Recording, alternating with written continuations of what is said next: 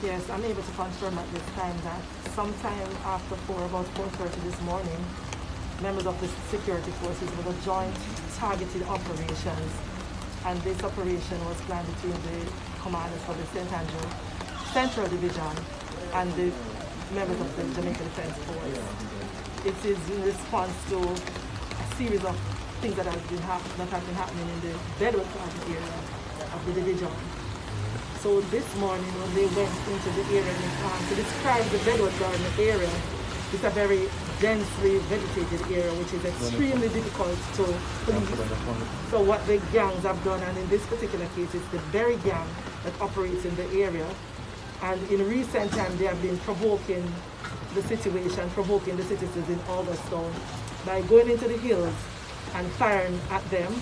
Up to Sunday, they fired at one of the checkpoints where we had some of our military operatives there.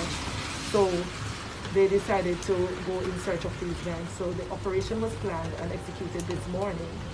When they went into the area, they made contact with the first contact, resulted in a gunfire. In that instance, persons were injured. Shortly thereafter, there were several other contacts with criminals. So at daybreak, when they searched the area, they found several men. Unfortunately, they were taken to hospital where they were pronounced dead. Five men that were pronounced dead. They searched the area, and so far they have found 7 illegal weapons, ranging from high-powered weapons, submachine guns, and pistols, a number of assorted ammunition, and they also found a number of cell phones.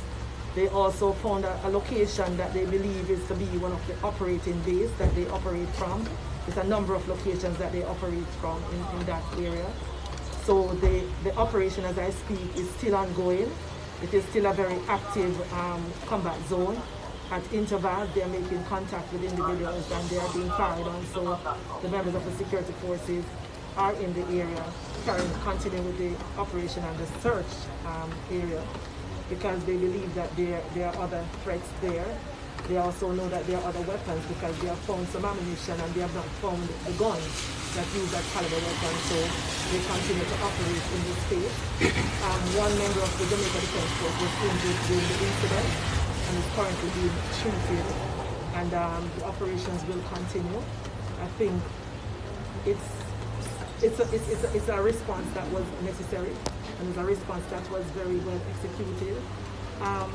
It was a special scheme of maneuver had to be designed for this particular operation, given the environment in which they had to operate. But in the end, I want to say that the superior training of the security forces prevailed. So far, we have identified them. One of them is the leader of the very gang, and he's known as Peng.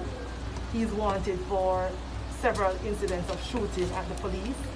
He has even threatened the commander for this station in recent times. So he has that history and he was wanted. And he has been identified as Colin Mignas Sr. He's 48 years old. We also have among the persons identified O'Neill Dixon, O.C. Dede, he's 24. We have Jelani Palmer, he's 22.